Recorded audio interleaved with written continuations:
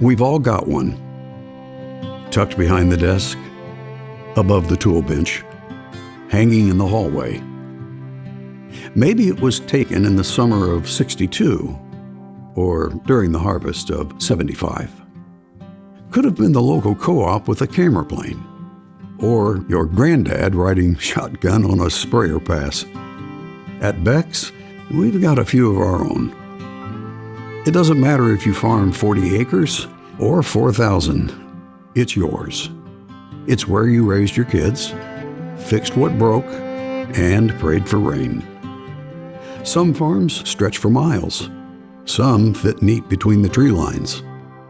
But every acre tells a story. And we know that patch of land is more than just a photo on the wall. It's your life's work. It's your homegrown legacy.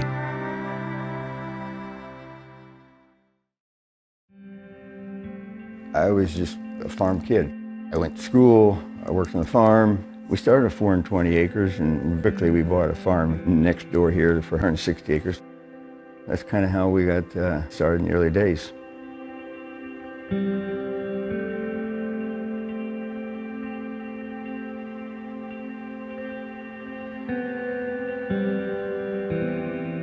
Growing up here on the farm, as I look back, was just an incredible experience. We spent time as a family working hard, and we spent time as a family playing hard. And investing in both is important. I've always felt behind. I feel like these other people are smarter than I am, but I'll bet I can outwork them. What makes Sonny happy makes me happy. And I think that's the bond of our relationship. It is. I mean, just to be honest about it. Dad always believed in me. That really deposited something deep in me that said I'm valuable. It matters how we steward the business and the family relationships. How do we structure things so that the people making the decisions are the people that are, investing their lives here? All that we have, we believe, is a gift from God.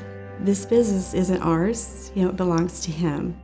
We've had some major challenges over the years, and we've overcome those because we've stayed focused on the farmer. We've stayed focused in prioritizing the relationships that we do have. I hope that the farmer actually recognizes that, man, this is more than just buying seed. My life has grown. My life is better because of Beck's. My relationships are better in my family, in my business, in the network that I'm exposed to and given access to. Those are the things that I want to see continue.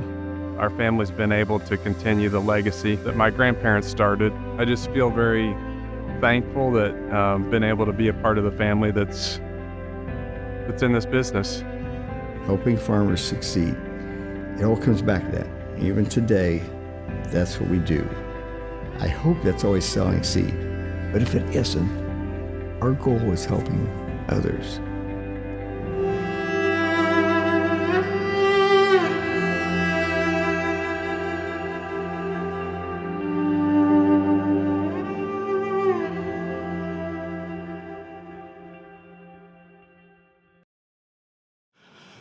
Be the difference. That's our theme for this year. But to me, it really goes deeper than just a theme for 1 year. To me, it speaks about what each of us, what I believe, want in life. We want to know that our lives are significant, that they matter, and that we're making a difference. When I think about life, I got a simple illustration of this spool of string, and when I think about what makes up our life, each second, each minute, each hour, each day, each week, each month, each year, each decade, life goes on. And it's made up of moments. Moments like right now. We all got up today. We planned to come to Becknology Days, and we're here. So look to your neighbor and say, hey, thanks for coming today. It's going to be a great day. Go ahead.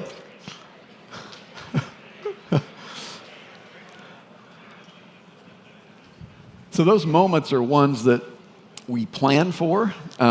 Life is also made up of those moments that we didn't plan for, those unexpected or unpleasant things. And I love this quote that says, we must stop regarding unpleasant or unexpected things as interruption of real life, Because the truth is, interruptions are real life. It's true. We planned to come here today, but there's going to be interruptions of some sort that we got to figure out how to deal with. And the key to being prepared for the unknown isn't about predicting the future, but it's about developing an unwavering resilience and composure to confront whatever may come about. Now, as farmers, each year we face a couple of things that we have to confront. And one of those is market prices. And I've got a chart here that shows the last 15 years of the corn monthly close. And I don't know about you, but to me it looks like a roller coaster. We go from $3 back in 2010 up to $8, back down to $3, back up to $8, and now we're back in the threes. How do we survive that? We've got to develop that unwavering resilience. And when I think of the roller coaster, it reminds me of when our kids were small. And we took them to an amusement park.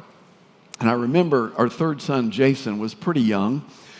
And you know how when you're looking to go on a ride, they have that line that says you must be this tall to go on this ride.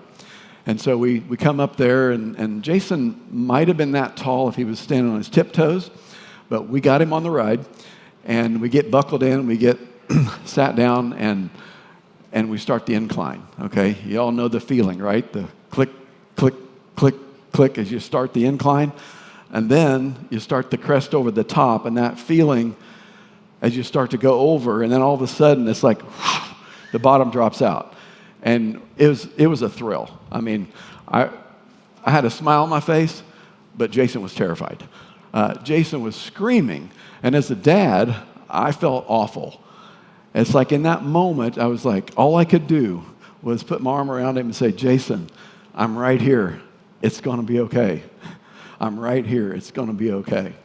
And that's maybe what it feels like sometimes when we're in these roller coasters of market prices. Or what about weather? You know, we confront weather extremes each season. How many of you are looking at your best crop ever? Anybody? Okay, maybe they're in the back. Each group we've had this talk, there's been a few farmers that raised their hand, and particularly out in Iowa, central Illinois, those crops are looking pretty good. But sometimes farmers are facing what looks like on the right-hand side of the screen. This was taken from southern Illinois, where they had to replant sometimes 1, 2, maybe 3 times. And we can always tell each season where farmers struggle the most during planting season. We just look at our replant map. And this is corn and beans for this season. It shows dots on the map. And if you see the smallest dot, wherever it is on the map, it represents where farmers had at least 150 acres to replant. The larger dots represent maybe a few thousand acres to replant. And so you can see right where the most difficult, challenging spring was, right from down in the Mississippi Delta, up through southern Illinois, Indiana, Ohio, a little bit into Michigan. But everywhere, farmers utilized our replant. And I think back to about my grandfather, the first year that he sold seed, and there was a local farmer, young farmer, that wasn't happy with his stand. And I could just see my grandpa going out there and putting his arm around him and with the replant policy and saying, it's okay, I'm right here. We're going to help you through this. And so this is one of the ways that we invest in farmers that have a challenging spring. Other ways that we invest to be the difference are through our relationships with our suppliers. Now, how many of you plant more than one seed brand? Okay, a few of you. And why do you do that? Most groups, farmers will say diversity. They don't want to put all their eggs in one basket. Or they got relationships they want to satisfy. Well, we've set up our business model so that when our dealer comes to your doorstep, they've got a natural advantage for you to plant 100% Becks. Because when you look at all the relationships that we cultivate, in order to bring you that complete diversity, it just makes sense. Because whenever you split your order between a couple different companies, you're dividing your quantity discount. When you plant 100% Becks, you get the benefits of being a President's Club member. You get the benefits of earning all the rewards in our system that your farm deserves through our commitment reward program. So we like to think of the way we set up our business model allows you as a farmer to get the best value per dollar spent with a Beck's purchase. Now, when we think about life, we all go through life at different times needing answers, wanting answers. The best questions lead to the best answers. The best questions lead to the best answers. And our team over the last few years has been asking some different questions, things that we've not really talked much about before, because quite frankly, there's a lot to learn. And you may have seen some of these demonstrations already, or maybe even last year if you were here, around roots, around silks. We're asking different questions. We're asking questions like, what difference does it make if a corn has a vertically oriented root system, or if it tends to shoot its roots out more horizontally? Does it matter? If so, what difference does it make? Or what difference does it make if a corn plant tends to put out its silk before it sheds pollen, compared to shedding pollen before it puts out its silk? Does it matter? Those are the questions that we're asking. And through our product characterization research, our learn plots, and our choice trials, we're hoping to gain insight to be able to bring you a different message, even around capturing information around kernel depth and kernel width, because kernel depth and kernel width matters in any yield environment, low, medium, or high yielding yield environment. And our harvest capture system is basically a series of cameras on our combines, our research combines, that can collect this information so that we can better understand how hybrids are different in whether they maintain kernel depth at different populations, or whether kernel depth will tend to shrink at higher populations. And so understanding in each product how it's going to respond based on its root architecture, its silk expression, and the kernel depth expression helps us to talk about our products differently to make a difference in your profitability. Now, anybody been farming for 50 years? Raise your hand. Okay, we got at least a couple of you. Anybody starting out? This was your first year planting a crop. Anybody? How about your second year? Third year? All right, this is a pretty old group. But that's not bad, because every year farmers make lots of decisions, and we rely on influence. One of those influences is you, right? Your 50 years experience, or your 10 years of experience, or whatever that is. The other influence might be your dealer. You might look for them to advise on hybrid placement or management or other agronomic factors that you might also get from other advisors and other sources. But now we have AI, artificial intelligence, tools like Chat GPT, Gemini, Copilot, other ones out there. I like to think of artificial intelligence as another influencer. We've got a team of employees that basically just volunteered to be part of a couple different cohorts since January to get together on a regular basis and talk about artificial intelligence and how each of them are using the tools that are out there. One of our agronomists shared that he used it for herbicide labels. Basically, you put a herbicide label in, you could ask it a question like, what's the latest growth stage I could apply Acuron herbicide? And within a matter of seconds, you'd have that answer. I put this picture of this soybean leaf into Chat GPT, and within seconds, I asked it the question, what's wrong with this soybean plant? Within a matter of seconds, it was telling me that it could be a potassium deficiency or sudden death syndrome. And so that's ways that we've utilized tools like Chat GPT. Now, Clint's one of our regional business managers, lives in Missouri, been farming for 28 years, so he's got 28 years of influence to make his decisions on. He's also got access to agronomists, but he had a question this spring about what he should do, because normally he will till his corn stalks before he plants his soybeans. But it was getting a little later in the season with all the rainfall that had occurred, and so we had a question. He'd gotten 250 bushel corn last year, so he had a lot of residue, and he wondered, should I go ahead and no-till based on the calendar date, or should I wait a little bit longer, hopefully he can get a tillage pass through, and then plant later? In his 28 years of experience, he had a hunch of what he wanted to do.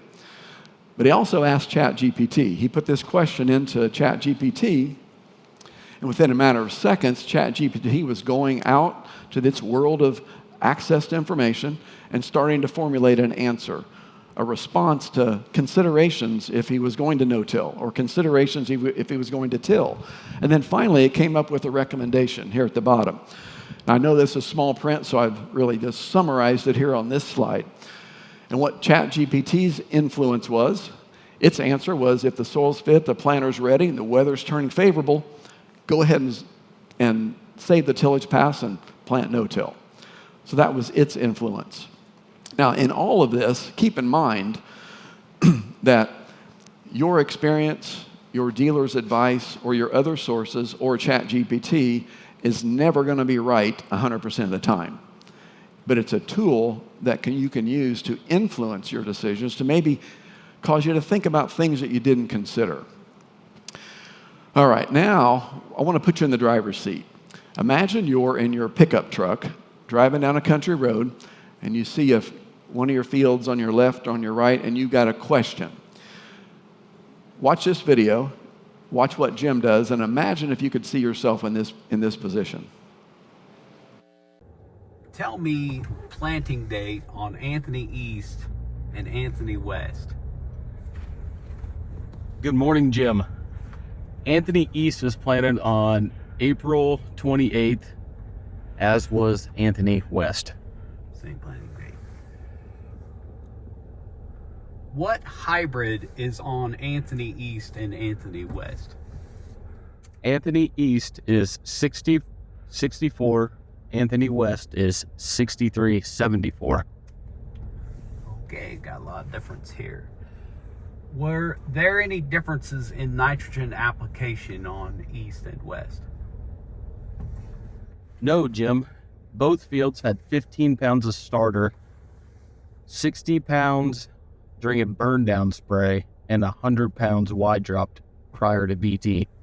Looks like a hybrid difference. Was there any cultural practices, cover crops, differentiation on these two? Yes, Jim. Anthony West had a cover crop on it. Aha. Okay. While I'm at it, do I have a balance on my account at Beck's? Well, yes, Jim. You still owe $35,000, but if you want to pay by next Wednesday, you can take advantage of the new 16% cash discount and save $5,600. So your bill would be $29,400. If you'd like to initiate that payment, you can pay by ACH. You can send it a check or maybe even use your Robo Finance account to make that payment. Siri, send a note to Neil. Never mind my inquiries on Anthony East and Anthony West. We do need to get a check written to Beck's to take advantage of the cash discount. And we need to set aside time to sit with our dealer, Josh Redding, to discuss how this information might impact our ordering decisions next season. So what'd you think? Could you imagine yourself in your pickup truck driving down the road and got a question about one of your fields and you just shoot out the answer and it's right there? Well, that's certainly a possibility, but not today. We don't have that technology built. But we do have Farm Server. Farm Server is the software platform that we've built that allows you to safely collect, store, and utilize your farm's information. And it's a pretty simple tool. It comes for free to any Beck customer. And you simply get an account set up. When you go in and draw a field boundary and you put in your planting date and the maturity of the product you planted, it will automatically build out a crop growth model and show you when the crop will reach different stages in every field in that particular season. And it will send you actionable insights. Things like if you want to know when a certain field is going to be ready for a fungicide application, it'll send you notification a few days ahead to consider that. But really, the reason we're talking about technology is because we're looking for your advice. We want to find out what is that right digital experience to help you be more successful on your farm. And so we've got a few questions for you. And if you would take just a few moments, and this is permission to take out your phone, okay? Take out your phone, and we've got this QR code. If you scan this QR code, either from the screen or on the posters on either side of the stage here, and then capture that, and then later on, we'd love for you to share with us your insights and your suggestions on a digital tool that you would find helpful, useful. You're already using some, I know, but we're looking, we got a team in place that's working to build out kind of our next stage of a digital customer experience. And so we're looking for your advice. Now, we're raising the standard on soybeans. We're raising it through technology, and we're raising it through yield. And we're really excited because today we're using the two primary platforms of Enlist E3 and the herbicide tolerances that go with that technology, and we're using XtendFlex and the herbicide tolerant technology that goes with that platform. We are excited about the next generation called Viconic, which combines the herbicide tolerances of both of those systems into one and adds an additional tolerance to the HPPD inhibitors, the mesotrione family of herbicides. So we're excited about this technology. We're also excited about these numbers right here. Viconic might be available as soon as 2027. Obviously, we have to wait on regulatory. But what is here today is the exciting pathway that we found to bring additional yield. These numbers represent our product line for 2026. In 8,361 comparisons, we found 26 new varieties, both Enlist and XtendFlex, that are giving a 3.5 bushel per acre yield advantage compared to the competition. You think, well, how does this come about? You go back to the relationships, the diversity of access that we have to different platforms. That's how we're able to find so many varieties with such a large yield increase, 3.5 bushels compared to the competitors. Even includes the new XL brand, which is a brand that we license from Corteva that allows us to bring a differentiated product line of Enlist E3. All across our marketing area, we have testing, but we also have facilities. Facilities that allow us to be close to our customer. And some of these facilities are ones that we own, and some of them are ones that we have a contract relationship with. But I want to point out one in particular, and that's out in Phillips, Nebraska. Now, you might be thinking, well, why in the world are we talking about a Phillips, Nebraska site here in Indiana? Because it matters. I think you'll understand as we go through.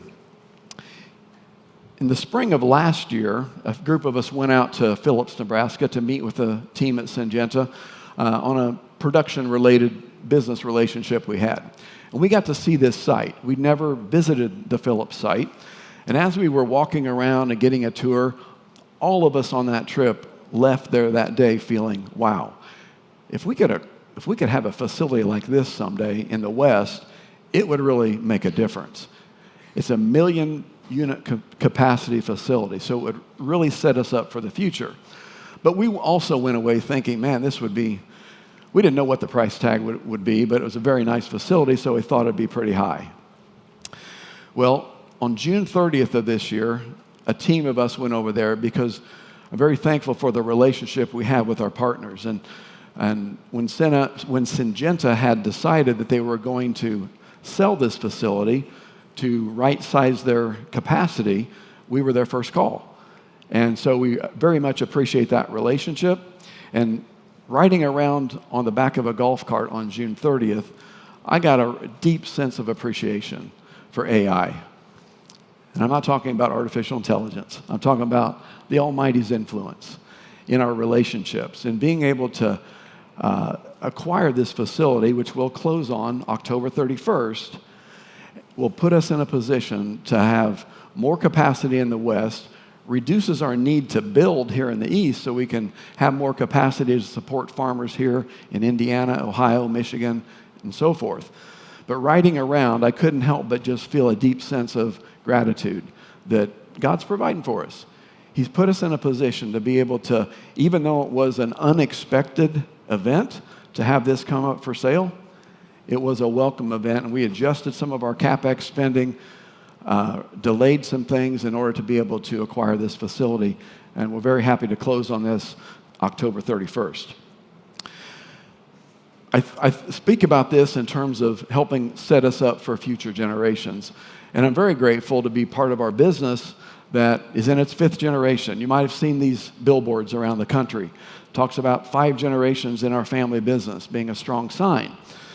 Well, we're in the 5th generation that's actively worked in the company, and we actually have the 6th generation on the ground. And I share this picture because it has a couple of my grandkids and my parents' great-grandkids. Even though it's not all of our family, it's got that 6th generation that's here with us today. And when I think about families, and I think about our business, and I think about our relationships, I go back to where we started. And that was the moments in life, you know, the seconds, the minutes, the hours, the days that make up our entire life. And I think about the things that really matter. Because what I've done on this to help put in perspective the brevity of life and the longevity of eternity is to mark every inch on this string to represent a decade, 10 years. And when I think about my life, in May of this year, I celebrated 6 decades. And so 6 decades are past. I don't know how many seconds or minutes or hours or days or weeks or months or years or decades that I have left. But putting myself out in the future and looking back helps me to be intentional and put things in perspective of really what matters most. When I think about my life, you know, I'm here a very short time. And what matters after this is really what's most important to what I do today. And what I realize is that faith is such an important part of that. Because when I leave this earth, I'm going to go somewhere. Where I want to go is somewhere that I can't get on my own. It's only through the gift of the salvation from God that comes through a relationship with Jesus Christ and faith. That's why faith is so important to developing that resilience to overcome whatever may come, and that is the certainty of death. But he promises the certainty of life through faith in Christ. Secondly, family. Now, as I mentioned, you saw our family, and we're a family that's not unlike any of yours. We've had our ups and our downs. We've had our joys and our celebrations. We've had our times of loss. All of that. And what I think is important when I think about how we preserve a family business going forward is to be intentional about our relationships. And sometimes we need help with that. Obviously, with a business like we have, we've had to have help from the outside saying, how do we do this? How do we structure this financially? How do we make sure that future generations, that the business can support a family going into the future? How do we do it relationally? You know, there's personality tests that we've taken that have helped us as a family to understand one generation to the next and how we're different and how we can communicate better. And then finally, farming. I mean, that's the career, that's the business, that's the industry that we're in. And so I'm guessing that you came here today, hopefully with a question or two. You came here with some curiosity of something you wanted to know. And hopefully you'll get connected with one of our research people today, one of our people giving a talk on root reveal, or some other aspect of knowledge that you can take home and apply to your operation. So I'm going to leave you with that, with 2 more pictures. And a few years ago, we got to celebrate reaching 302 bushels per acre for the second time. The first time we reached it, our boys weren't alive. That was 1994. The second time, we took a picture. It was my dad, myself, and our 3 sons, Corey, Chris, and Jason.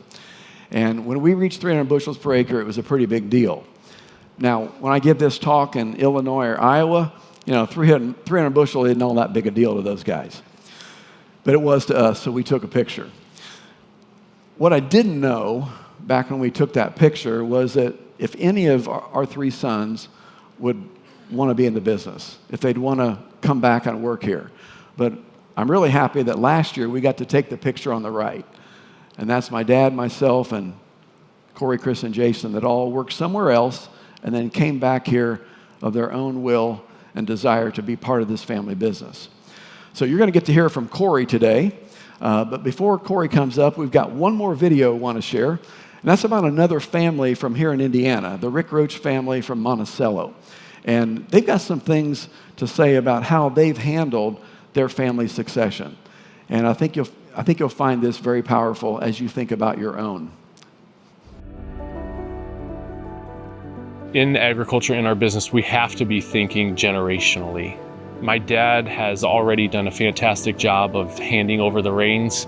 This is his life. What we see here, what we participate in every day is something that he spent his life building upon. I just admire his ability to just let go.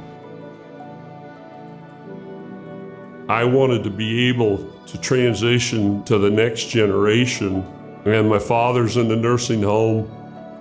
Richard and Kyle would ask me questions. Well, I'd go to the nursing home and I'd ask my father the same questions. And my father said, I don't know, Rick. And you don't know either. But he said, I know this much. If they want to buy the land badly enough, they'll figure out a way to buy it. But son, the best thing you can do is get out of those boys' way. The decisions are going to be made from now on or 20-year decisions. You're not going to be here to make it work or not make it work. That's on them. And if it doesn't work, so be it. I took that and said, that's just what I'm going to do. I need to get out of my boy's way. There's great discipline in being able to pass that on and not hold on too tight. Errors that are made in generational farms is the older generation not being willing to let the younger one have their shot. We need to be thinking that far down. We need to be 20, 30 years down the road and doing what we can to continue to build on the foundation that's been provided for us. I like to say I want my ceiling to be my son's foundation, and I hope to be able to do that for him.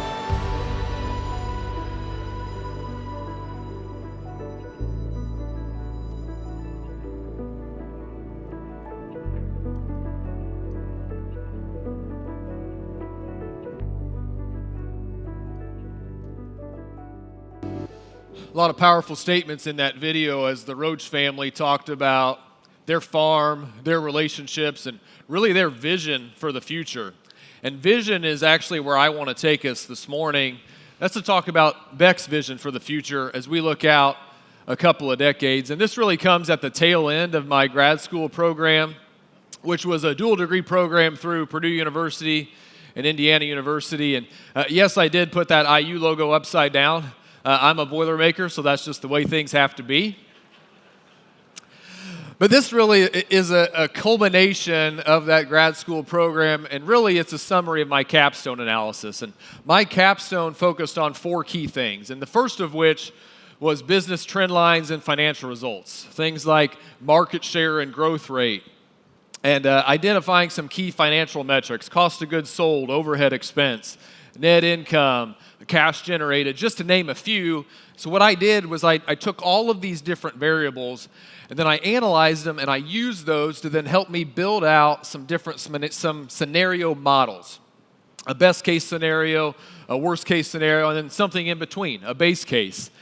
And then I started to analyze the industry that we're in and some of the trends that I had noticed in recent years and what may be coming down the line. Farm consolidation, industry consolidation, even the role of succession planning and the impact that that may have as we look to the future. And all of that then culminated into a Beck's vision and strategy for 2045. So as we get started here this morning, what if I told you the trend is your friend? You know, this is something that I like to say, but really in any business, it's important to, number one, identify your trends. Number two, understand those trends, because that gives you an opportunity to look back and through that lens at what has happened, but also to look ahead to the future at what may be coming down the line. And so as we get in here this morning to some of these business trend lines and financial results, I want to start with a map. And this map here, this is a geographic expansion map over the 88 years that we've been in business. And so you can go back to central Indiana, where we sit today, 1937, where we got our start here in Hamilton County. And really what this map helps to illustrate is that geographic expansion that's occurred over the course of the last nearly 9 decades. Now, something that you might notice here is in recent years, we've started to bite off some bigger chunks, some bigger pieces, sometimes even entire states in a single year. But what I want to do is I actually want to overlay this map with this next chart here. This is the last 50 or so years of sales growth in our business. And really, this chart, this is actually pretty simple. It's just 10% a year. That's all it is, 10%, consistent growth. And the reason that I want to overlay this chart with the map that I just shared with you is because of that consistency. So even as we've expanded geographies and we've started to bite off some bigger pieces in recent years, the results have been the same, consistent growth. And I really think that is driven by consistent preparation to support that growth, but also consistent value that we deliver to those farmers that we serve, regardless of which geography we may be talking about. Now, what about from a market share standpoint, looking at the last decade? So if you go back to 2015, at that point in time, we were just about 2.5% market share in the U.S. We finished 2024, so the course of the last decade, at just under 6.5% market share. And so nearly a 4% market share gain over the last 10 years. That's an industry-leading number. There's no other brand in the industry that's grown at that rate over the last 10 years. And so when I make a statement like the trend is your friend, I think that's a pretty friendly trend line for us. Now, what about a little bit more detailed look, looking state by state?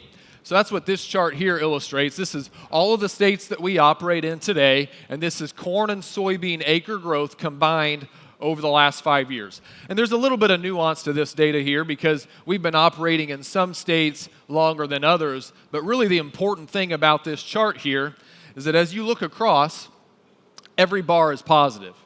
So we're the only brand in the industry that can say we've grown our business everywhere that we do business over the last 5 years. So again, the trend is your friend. Now, taking some of these trends and getting into the scenario models that I talked about a minute ago that I started to build out, the best case scenario, the base case, and the worst case, as I started to model these out, I had to begin making some assumptions. And one of the key assumptions that I needed to make is how much are we going to grow in the future? And so as I think about growth in that best case scenario, I modeled out a 7% annual growth rate thinking about the next 2 decades. Now, you may be sitting there thinking and be curious, wait a minute.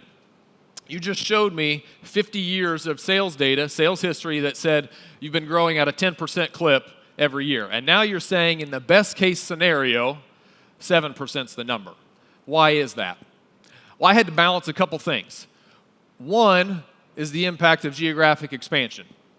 So we're now operating in 85 to 90% of the corn and soybean acres in the U.S. And so the reality of that geographic expansion, it's going to look different over the course of the next decade or two relative to the way it's looked over the last decade. And so I had to balance that reality of limited geographic expansion here in the U.S.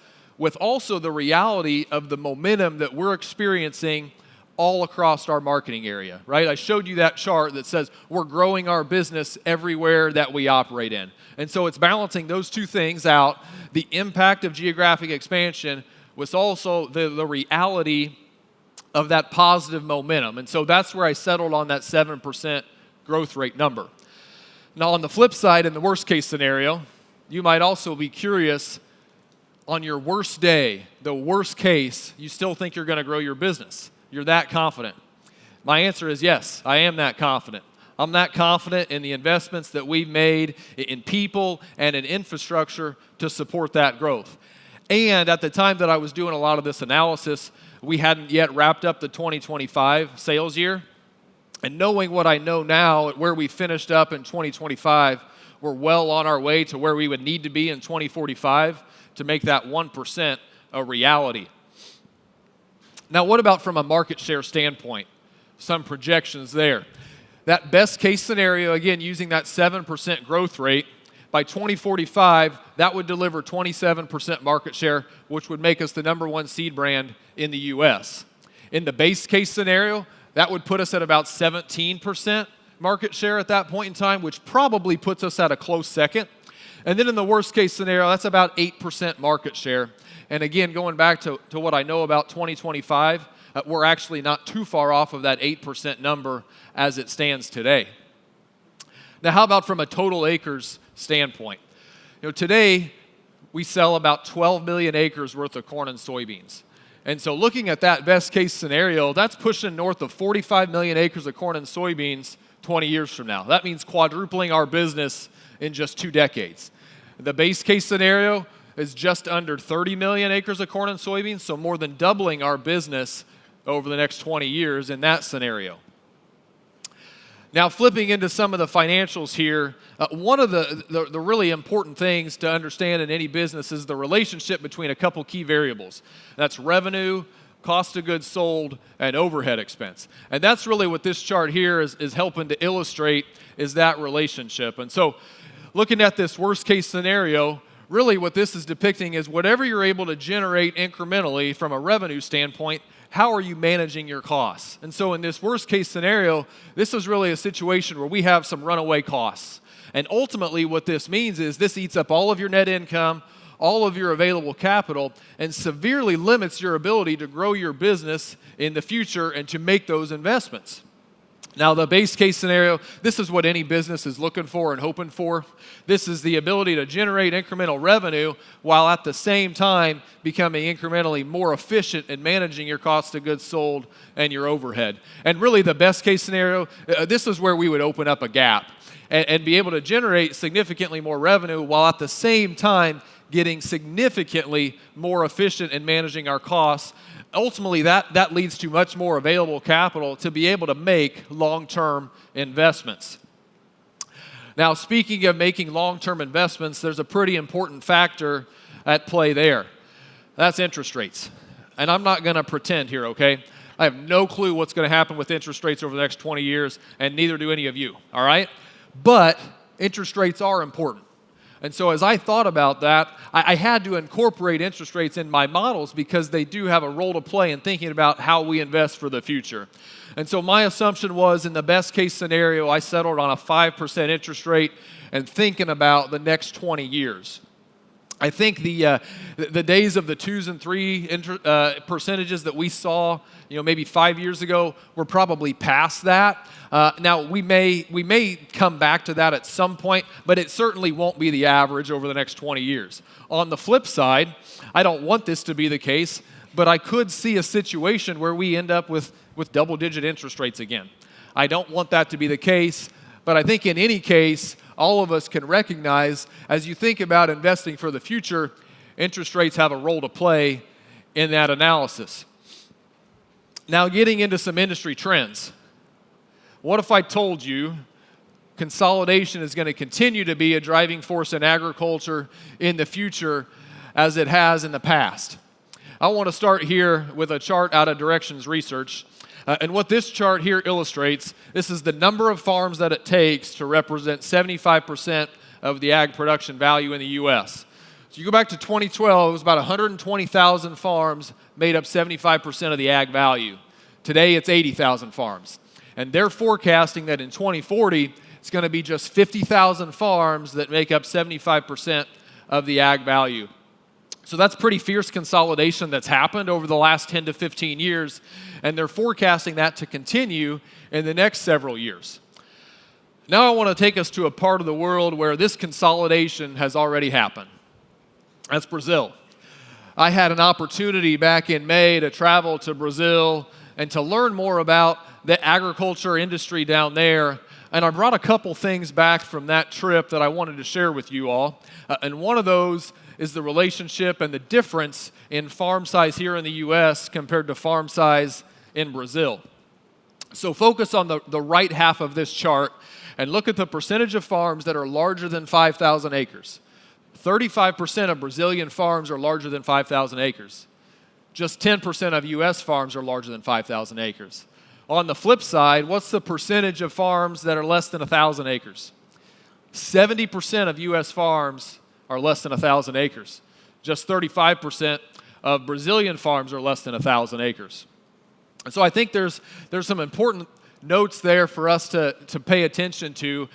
I showed you the trend of consolidation that has happened here in the U.S. and what they're forecasting for the future. And so as we experience that consolidation, there's probably some lessons that we can learn from that Brazilian market. Some of those lessons may apply here in the U.S. and some may not, but it's important that we pay attention to those. A couple other things that we need to be paying attention to, and I want us all to be aware of, and that's the role of export markets and how that has changed over the last 25 years. So 25 years ago, the U.S. was the #1 corn exporting country in the world, and it was not close. There was not a close second. Look at the last 8 out of the last 9 years, South America has actually exported more corn globally than the U.S. has. What about soybeans? Same story. Go back 25 years ago, the U.S. was the #1 soybean exporting country in the world. It's not at all the case today. In fact, South America is exporting 2.5 to 3 times the number of soybeans that we are in the U.S. So why am I telling you this? Why am I up here talking about the Brazilian market and the impacts that we're seeing there? I want to bring it back to some of the things that you may learn about here today. Root reveal, silk reveal, product characterization research, practical farm research. Why are we investing in those things? Why are we pouring resources into asking questions when we don't necessarily know the answers that are going to come from those questions? Why are we doing that? I think one answer is actually pretty simple. We have to get better at farming, period. We have to find ways to move the needle, to push the limits. We've got to compete on a global stage today like we've never had to compete before. And so we've got to find ways ultimately to produce a more productive crop, a higher quality crop. We've got to find ways to be more profitable here in the U.S. We've got to be competitive. And so that's one of the reasons why we're investing in this new research, is to try to find new ways to compete, new ways to move the needle. Now, bringing it back to the U.S. market and some of the recent trends that we've seen. Many of you all would be familiar with some of the brand consolidation here recently. You know, we had the Channel brand merger over the last couple of years, consolidating 12 brands down to 1. But it's not the only example we've seen in the last decade. Go back to 2018, Corteva consolidated 10 brands down to 5. Same time period, AgReliant took 6 brands down to 1. And so we've seen this trend of consolidation. And my perspective is that we're going to continue to see this consolidation as we think about the future. Now, I also didn't even put a slide in here that talked about some of the major movements that we've seen in our industry in recent years. The Bayer acquisition of Monsanto, the Dow and DuPont merger to form Corteva, and the Syngenta-ChemChina relationship. These have all happened in the last 7 years. There's been a lot of moving pieces here in our market in the U.S., and so consolidation is going to continue to be that driving force in the future. Now, bringing it back to the farm, and this is a study out of Purdue, and this is something that I like to call the gap. Okay, this is the wealth versus income gap. And what this study showed was actually 97% of farms have above median wealth. Just 62% of farms have above median income. And so this is creating a gap that's getting wider and wider and wider each and every year. And it's really illustrated well by these next 2 charts. So this chart here, this is net farm income and gross farm income over the last 20 years. And you can see there's a positive slope there. So income is increasing for farms. But look at the right half of this chart, particularly the last 20 years. This is farm real estate values. Look at the spike in farm real estate values. So yes, farm income is increasing, but it is not at all keeping pace with the increase in farm real estate values over the last 20 years. This is what's causing that gap. So why does it matter? It matters because of this number right here, 22.9%. This is the percentage of farms that have a formal succession plan. My contention is that if you don't have a plan to manage this gap that's getting wider and wider, there's going to be some challenges ahead as you think about managing that transition of your farm from one generation to the next. So this led me then to another study out of Purdue, and this was a succession planning correlation analysis. And really, it was actually a pretty simple analysis. It just asked farmers, do you have a formal succession plan or do you not have a formal succession plan? And then it proceeded to ask more questions, and what it did was it characterized the differences between those farms that had a plan and those farms that didn't. And so everything that pops up in yellow here, these were the statistically significant differences in those farms that had a formal succession plan. Farm size, education, some professionalizing the operation with the use of standard operating procedures and written lease agreements and a focus on managerial ability. And then some of the numbers and the metrics, the use of crop pricing alternatives and a focus on financial ratios and balance sheet strength.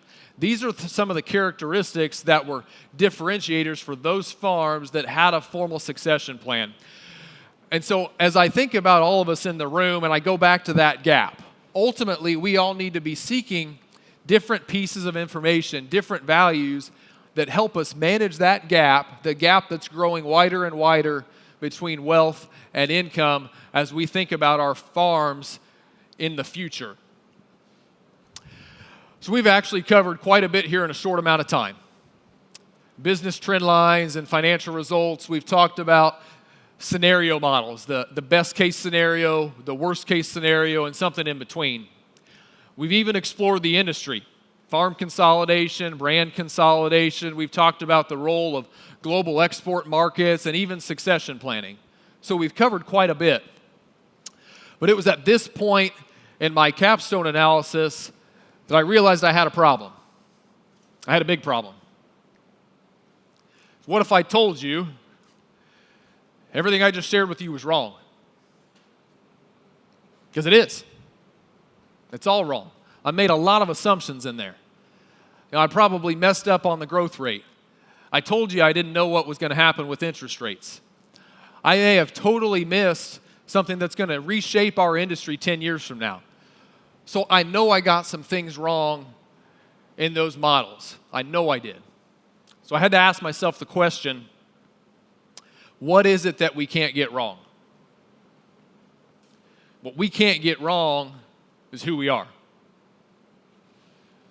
Our core principles, our non-negotiables. So this is who we are. Number one, we will help farmers succeed. This has been our purpose for decades. Everything we do points at the farmer. And I actually believe farmers are pointing at us and saying, bring me value, bring me opportunity, help my farm. And so we're going to continue to point back at farmers and to make the investments in the research and the technology and the innovation to ensure that we're in a position to help farmers succeed. Number two, we will be as committed to our people as we are to our purpose. Our people are a competitive advantage. Our people make the difference. Shared vision, shared values, shared purpose. So as you may see headlines in our industry or other industries that read like 10%, 20%, 30% headcount reduction. For us, we're going to remain committed to our people, knowing that it is our people that will create a brighter future. Number three, we'll remain family-owned. Stability of leadership and purpose, flexibility of decision-making, thinking more about the long term than the short term. These are differentiators in our industry. And as a family, we're committed to remaining family-owned now and for years to come. Number four, we will provide industry-leading value. We seek to be the best value per dollar spent. I was in a conversation with my grandpa Sonny about 6 weeks ago. He told me, Corey, you have to remember something. There's always room at the top. And so we're going to push the limits. We're going to test new opportunities to ensure that we stay at the top and we deliver that industry-leading value. Number five, we will invest in relationships. Any business that's built around exceptional value through people is dependent upon relationships. And so as we think about those relationships and we ask ourselves, do we invest in this or do we invest in that? We're going to ask ourselves, how does this impact our relationships? How does this influence our relationships? How would this enhance our relationships? We're going to let the answers to those questions be a guiding light for how we make decisions. Number 6, we will manage capital purposefully. In any business, and particularly a family-owned business, and our business is no different, capital becomes increasingly important. Yet we will not become some private equity style firm that focuses solely on financial returns.